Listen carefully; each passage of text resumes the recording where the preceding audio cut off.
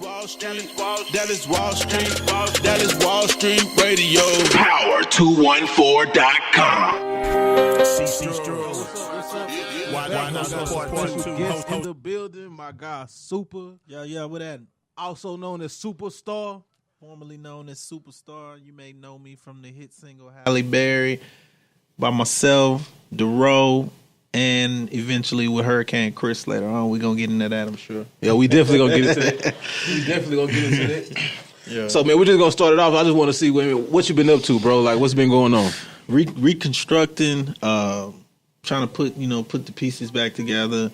Trying to, you always got to reinvent yourself as they do in every profession, whether it be, entertainment, like, acting or music. Mm-hmm. So I'm just in the process of redoing everything that I started.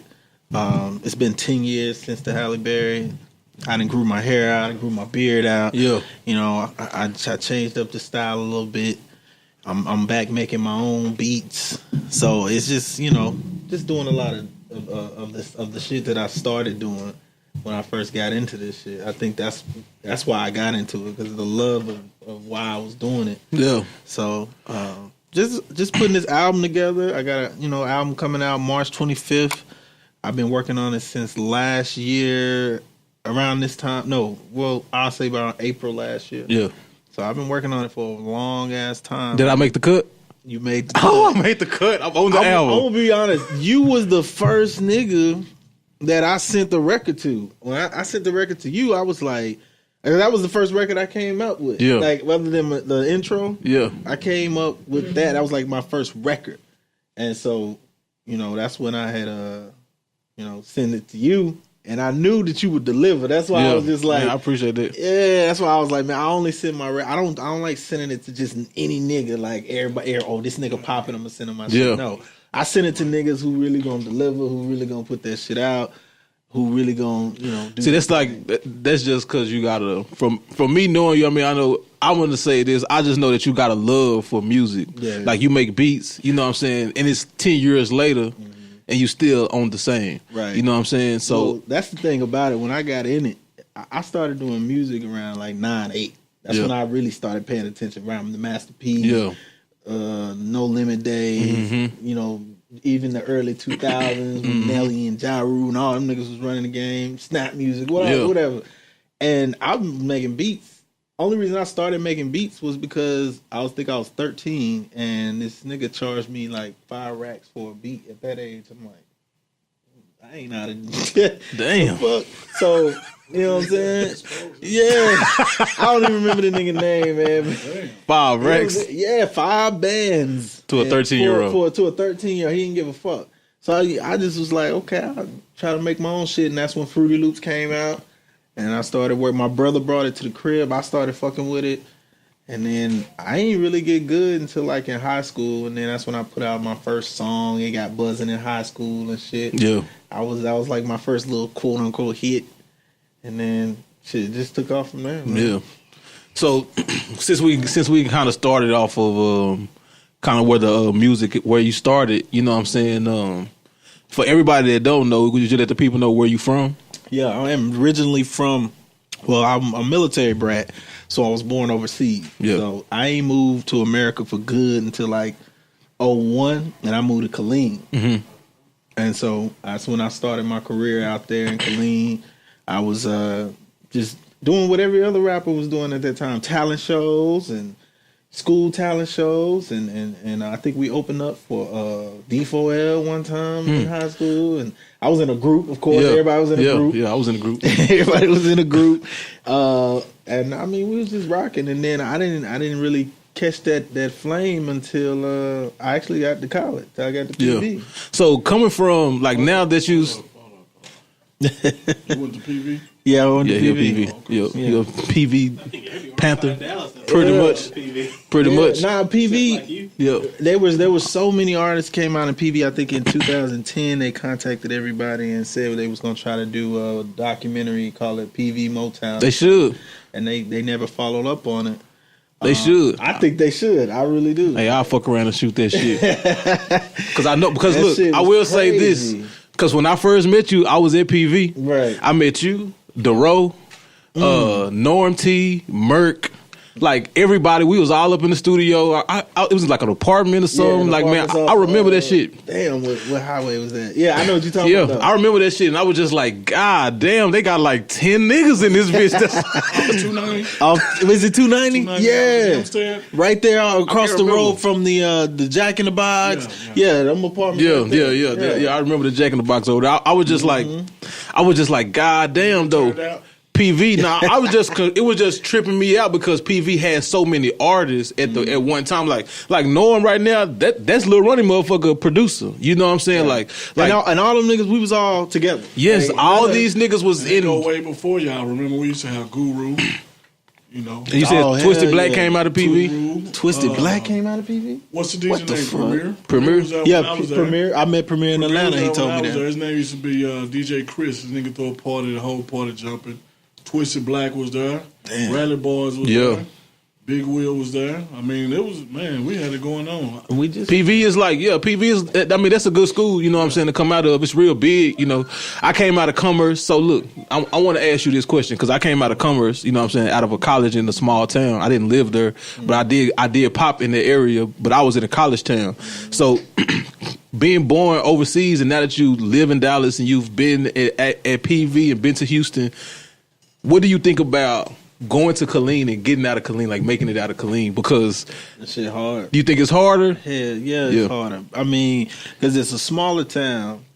You got, largest military base. Yeah, it's the largest military base. But as far as the community, as far as the rap community and the community that surrounds the rap community, it's so small that you either had to have a lot of people behind you already, or you had to be like dope, like straight up. And it was a small town. It's big, but it's a small town. You know how that goes. Yeah. So it's just like, it's really hard. It's hard to get out of. Really, I feel like it's the same as in Dallas. And I think Dallas is harder. See, that's why I was wondering because it's like, look, I look at PV, I look at Commerce, and I look at PV as Dallas and Commerce as Killeen. Because PV is so big. Like when I went to Commerce, when I was going to Commerce, now they got like over 10,000 students. Like I remember when they hit the 10,000 mark. Like I was there. Wow. Like we had like 3,000 people on campus. You know what I'm saying? Like real talk. That was a big commuter school. A lot of people didn't live on campus. Yeah. So all the students that we had, they was just commuters. You know what I'm saying? So we had like, you know how that shit go. People 30-year-olds, 30. You know what I'm saying? Everybody that's going back to school was going to Commerce at the time. So I was looking at that shit like. It was kind of easy to conquer, you know what I'm saying, to conquer the town because it was so small. Right. But then I get what you're saying, like, I was from Dallas, though, so it was easier for me to go back to the city. And most of those people was from Dallas, so it was easy for me to take them back. But in Killeen, it's like they so small. It's a small town. You could conquer it, but you can't go nothing. It's like that. You conquering that don't. Right. I'm gonna tell you, like. When Halle Berry blew up, it blew up in Killeen first. It was a DJ named DJ Gotham. I took it to this party at a skating rink, and I gave him the CD, and I went back to PV, and I was getting calls from people in PV that he was playing my song on the radio. So I had got in touch with him, and he was playing it like in a hot 9 at 9. Yeah. And it was at number 1. And so I got in touch with him, and he kept playing it. He blew it up. He blew it up to the point where we had our first show, and that show is still on YouTube from 2008. That shit crazy. He actually he didn't DJ the show that night, but pretty much he just put on for the city. And when I performed that night and Dero was there, I mean, that shit was crazy. Yeah. Like, you can see it on the video on YouTube. Yeah. The whole club just knew the song. And so from that moment on, it was more so like, that was the only way I was able to get out of Killeen, is if I showed people who weren't from Killeen my fan base. Yeah. From this song. And Mert, Dero, all of them seen that shit at our party. It was our party. We used to throw parties. And I used to actually be the DJ at our party. Yeah. And they seen that shit. And we got back to PV, them niggas, the road was like, hey, I gotta get on that song. So you was just on there solo? I was on that solo, both verses. Yeah. Both, it was the popping version of the song was on both verses. Yeah, yeah. And shit, after that, yeah, Dero hopped on it. And when Dero hopped on it, me and Q Smith, we had a little deal where, you know, it would benefit both of us. And, you know, he went in and helped me on the beat. And then we got it going in Dallas. Yeah. But that's the only way I was going to be able to get out of Killeen. So is if I migrated and went somewhere else. And that's for everywhere. You can go to Houston. Houston artists got to do the same shit. You go to Dallas. Dallas artists got to do the same shit. Louisiana got... New Orleans, they all got to do the same shit. Even Atlanta, as popping as Atlanta is, those Atlanta artists still got to. Yeah, they got to go to the Memphises. They got to go to the Memphis. They got to Carolinas and yep, that's true. Guarantee Florida. They got to hit them hoes, and the same with Florida. So it's everywhere you go, you're gonna have. If you're not gonna get the respect and the love in your town in your city unless they see you doing something somewhere else. Straight like that. That's real. That's even, you know, society. That's straight true. Like that. Like that people ain't even gonna like your picture unless it's something that they can't physically do or look like. You know what I'm saying? That's true though. Straight like that. If it's something that they can do or it's some food that they didn't eat that I can eat at Razoo's, but you post some shit that's from Wolfgang Puck in the ball. Yeah. That's true though. That's a lot. Crazy. Yeah. You know, so it's just kind of like. People want to see that as far as when you promoting. They want to see you in other cities and other towns getting it in with the DJs that they see on TV maybe. Yeah. You know, like, you know, go to New York and go to the club that DJ Envy DJ at. Go to the club that DJ Envy DJ at and you know, get that picture, get that shot, you know, get that position in the club where you playing your record. There's people out of town, they're gonna be like, damn, he fucking with him. Yeah. DJs. That's true. You know, back at home, I mean, yeah. Back at home, they're gonna be looking at this shit. This shit is a science, bro. Like, for real. You gotta break it down. Coming out of Killeen and going to PV, how did you meet Dero? How did you meet Dero and Merk? And was it just off of music or did y'all meet just... Yeah, it was all music. We was all doing music at PV. Dero was the hottest artist on the campus. He was that nigga, and he had Do the Muscle. He had before Do the Muscle. What was before Do the Muscle? Because that's the only song I knew. That's when I heard of Dero. He had Walk That Walk. He had the mixtape out where it was like this freestyle that was real big. Everybody, when you turn it on in the parties, everybody knew it word for word. They were so smart.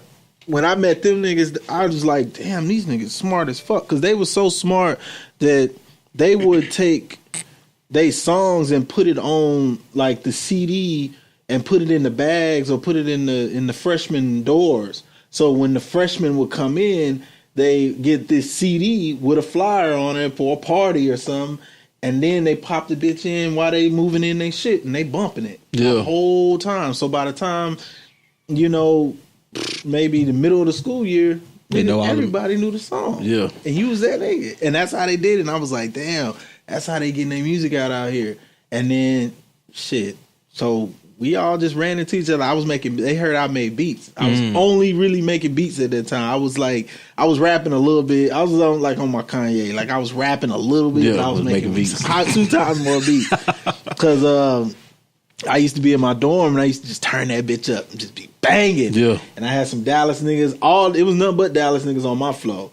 So everybody would, you know, and they all knew Dero, they all knew Merk. Like, Dallas, they knew each other. Everybody who's from Dallas at PV pretty much knew each other or was going to fix it to know each other. So that shit was like, we just all ran into each other just from the music shit. But it was all one big family. Everybody who popped from PV was one big family. That's what's up. Yeah. So, man, look, we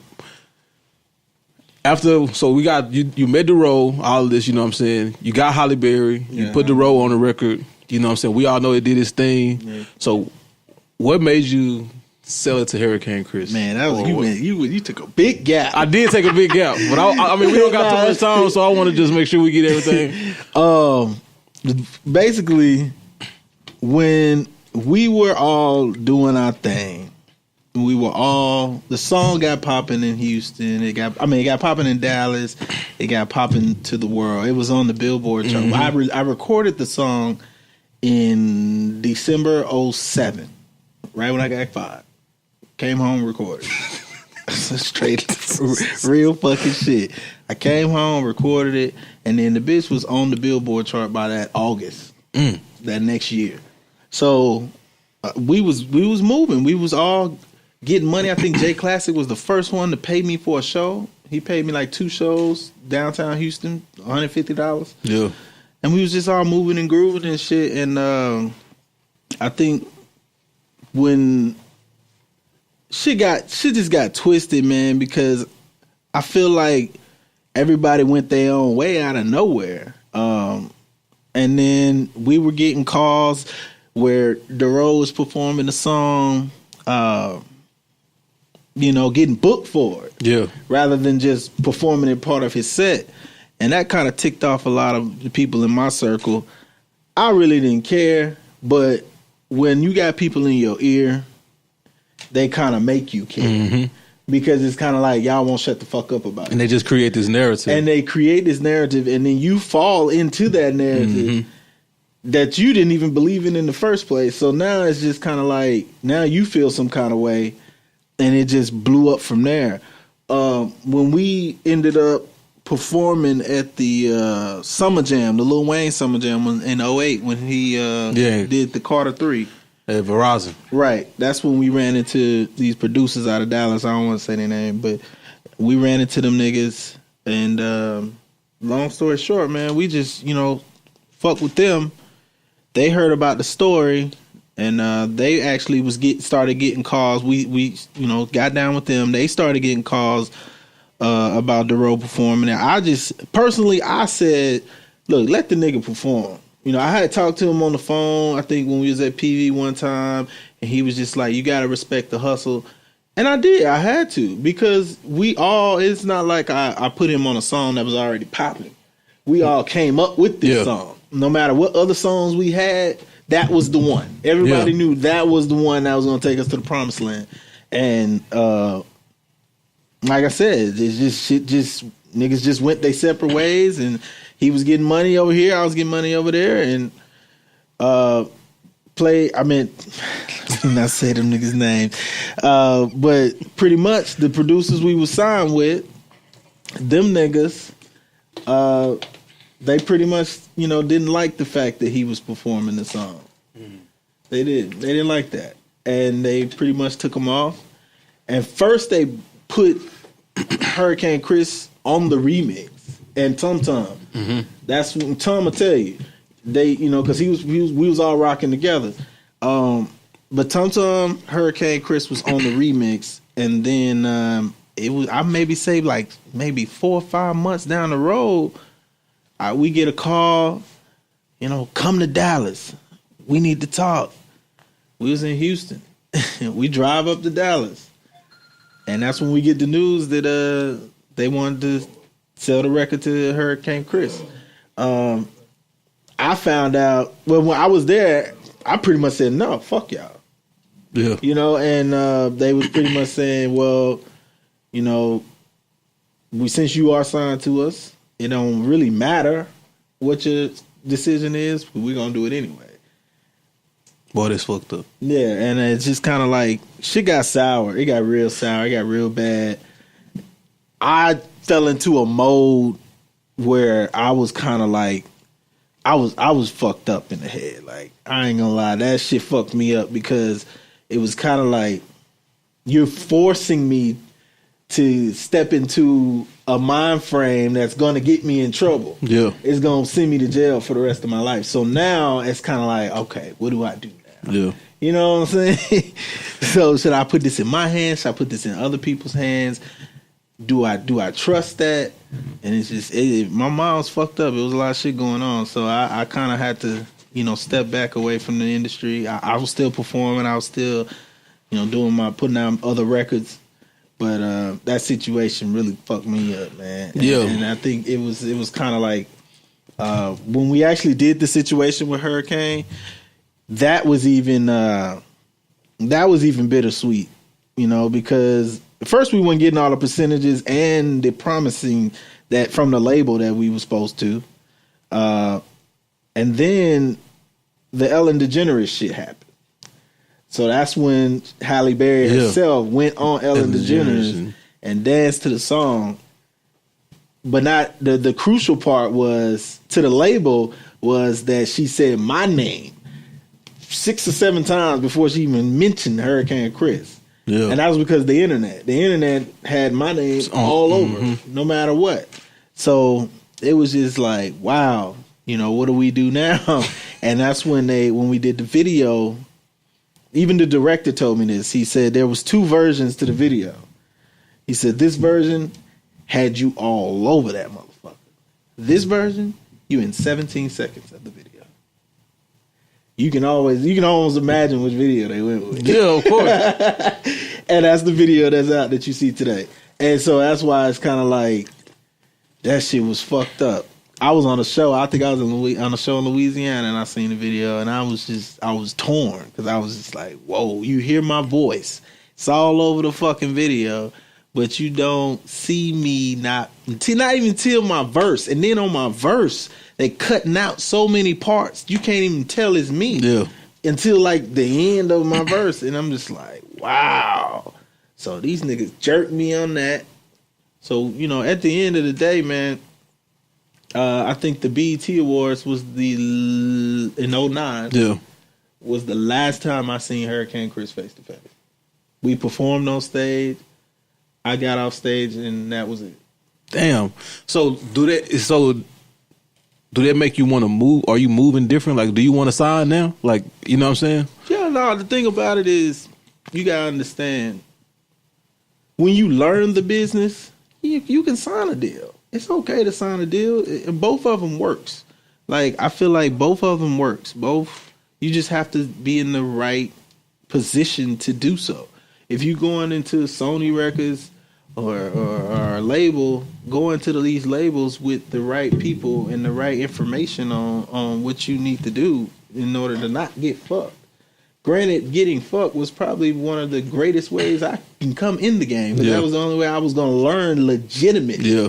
Not from a nigga who going to tell me bits and pieces of information because he trying to fuck me in the future one day too. Yeah. Nah, I learned the hard way. Man, I learned by really getting dirty. You know what I'm saying? Getting down in the dirt. And so now I came from the dirt up and now I'm like, okay, I know all this shit. Yeah. I feel it. Only thing I don't know is after I get the money. Yeah. You know what I'm saying? So it's just like, I mean, I'm going to learn that along the way too because I'm a genuine nigga. But it's with this industry, man, you just got to be smart. And then going the independent route, I always tell niggas like this, look, if you don't know how to run no motherfucking business, nigga, then you do not need to be an independent artist. Facts. If you didn't go to school to learn how to run a business, you don't need to be an artist because it's the same shit. You got to market the same way Burger King do. Yeah. You got to market the same way Sony or Apple Music do. Like the way they market, they market in dollars. You got to have the money for that shit. Yeah. Like you got to watch overhead and revenue, all of this shit. Right. You got to have everything in place. Videographers, photographers, promoters, publicists, all this shit. Like this shit ain't cheap. I had a publicist, nigga, she charging me $2,000 a month. I ain't got that shit like that. Not to be spending on a publicist. Not to be spending on a publicist, but it's some shit that you need, you know, and to part of running your business. So, yeah, man, it's real. How you feel about all this going on with Soulja Boy? Straight marketing. Soulja Boy is a genius. I'm gonna tell you that right now. He may not, people discredit him because he's not a very good lyrical rapper or he doesn't release the music that inspires, maybe. But nah, nigga, he's doing what he did when he brought YouTube to the game. Yeah. Or had niggas, you know, focusing on YouTube. He doing the same shit. He just knows how to finesse that internet. Yeah. But I mean, yeah, it's just a setup for something. So do you feel like that you need to you have to finesse the internet to get on these days? You don't have to, but you got to make it look good. You gotta make it look real good. Because I'm gonna tell you right now, like if you an independent nigga or if you just moving one deep, you gotta, with your means and your status, you gotta make it look better than the niggas you see on TV. You know what I'm saying? So yeah, you gotta make it look good. I mean, whether it's doing some dumb shit or it's doing some some cool shit. Most niggas want to go the cool route, but they ain't doing it right. Yeah, straight like that. So, what's the name of the new album? New album is called Raw. It's an album that I'm expressing everything pretty much I talked about in this whole interview, just letting it out in song and pretty much letting the people.